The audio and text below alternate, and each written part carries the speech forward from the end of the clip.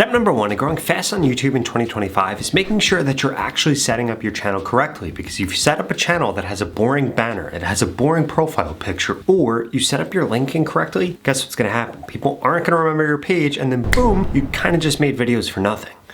Because if you fail to do these things correctly, it's gonna ruin the trust that you have with your viewers, it's gonna make you not memorable, and it's going to decrease the number of subscribers and return viewers that you actually get. So to make sure that this doesn't apply to you, you need to go into your settings and do the following things. First and foremost, you need to set up a good banner for your channel and a good profile image. A good profile image is going to be something that is bright, and that's exactly why I have this white background here and this photo of me is big, because I want people to remember me. But if you just want people to remember your logo, well, guess what? Make sure that it's bright, and then also when it comes to your banner up here, it needs to be giving people a good reason to subscribe. For example, I put subscribe to grow faster. So guess what people do? They hit that subscribe button if they want to grow quicker on YouTube. And you can change all this by simply coming into customize channel, and then you're going to be able to adjust your banner image and your profile image. But we can't stop there, because you also need to make sure that you go into your settings and you need to make sure that you have the right keywords put here. So if I come in a channel, you need to make sure that there are keywords here that have three things. First and foremost, your own channel name. Secondly, they need to have all the different keywords of content you're going to be creating. And then finally, you need to have your competitors down here, because if you don't do this, YouTube isn't going to know who they should actually be showing your content to. And then as a result, you're not going to get the reach that you want, and YouTube isn't going to push out your channel correctly. But that's not the only thing you need to do, because you also need to be putting out content at the right frequency, making sure your content is the right length, and choosing the right topics for your content. Because if you do any of those three things wrong, it's going to be the reason that you failed to grow on YouTube in 2025, which is going to be the year that most small YouTubers blow up and are able to monetize their content so much because of so many different changes that YouTube has been implementing. In fact, this channel right here went from struggling to grow to blowing up and getting monetized in just one post, simply by implementing the things I'm about to share with you. And this channel was able to do the same thing. And they're not alone, because this channel was able to do the same thing.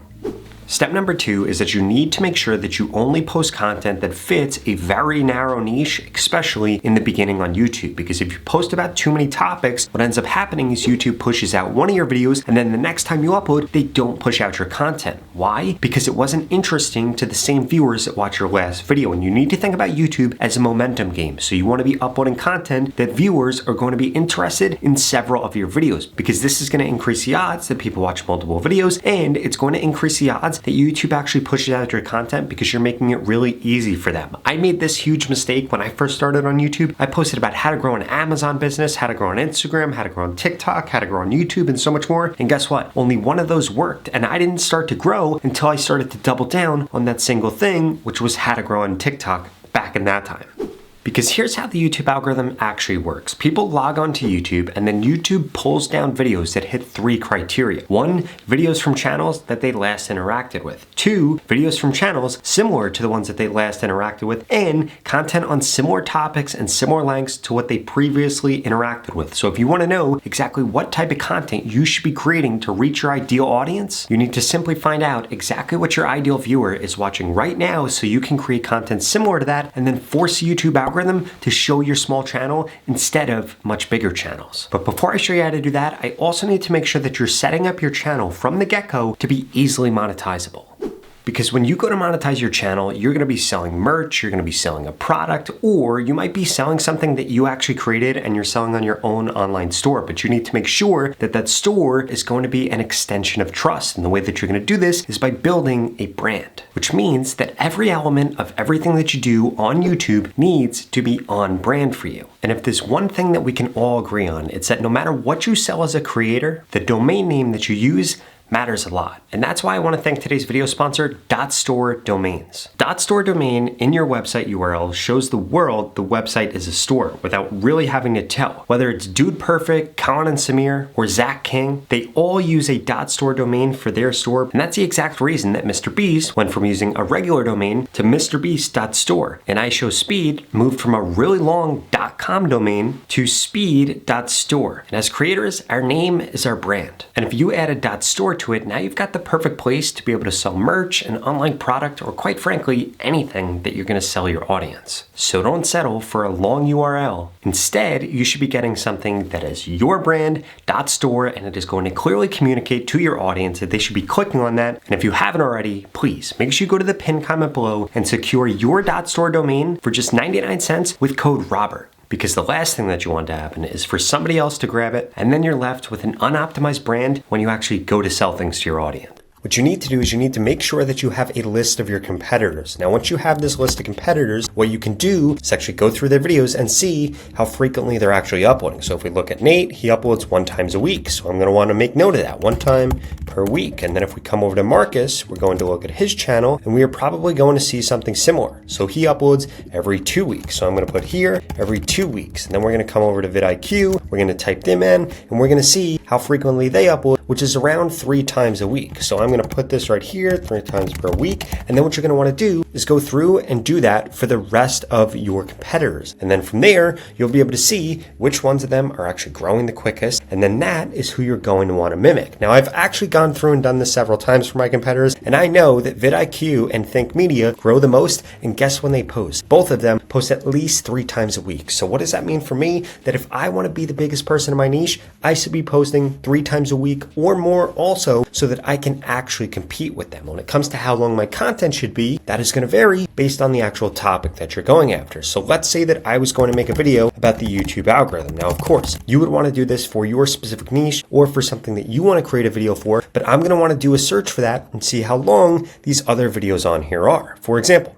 my video here, 11 minutes long. This one, 21 minutes long. This one, 11 minutes long. This one, 9 minutes long. So why did I make an 11-minute long video? Because most of the videos I was going to be competing against are anywhere from 9 minutes and 30 seconds long to 11 minutes long. In fact, 3 out of 4 of them are in that range, which is why I chose that range for creating content. But what you shouldn't do is make a video that is way shorter than them. Like had I made an 8-minute video or 7-minute video or 5-minute video, then my content wouldn't have actually gotten views. And when it comes to actually coming up with a title for the content you're going to be uploading, you need to take into consideration these other videos that are going to be showing here. But that's not the only way to do it by just doing a search on YouTube. There's actually an even easier way to do it. And that is actually by using one of YouTube's latest features. So if I come in here under the inspiration tab and type in YouTube algorithm, this is going to show me all the other popular videos. In fact, it says right here, very high interest from your viewers. So what does this mean? That many of my viewers have watched a video about this topic in the last 28 days, which shows that this is a really good video for me to personally create. And it actually shows me those other videos that people were seeing. And if I go like this, it's going to show me even more videos. So again, I am then going to want to create my title based off of the titles that have worked for other people. And I'm going to want to create my thumbnail based off of the thumbnails that have worked for other people. For example, this video right here, over 85,000 views. So what I could do is create a similar thumbnail, put myself in here, but then change the views number to something over 101,000 views, maybe 200,000 views. And then if I was going to update the title, instead of do this and the YouTube algorithm can't ignore you, maybe I'd put in parentheses 2025 update so that it seems a little bit more timely. Or if I was doing this for November, I'd put November 2024 update. But you get the point. That's how you're actually going to compete when it comes to the length of content you're creating, the title that you're choosing, and the actual video that you're going to create.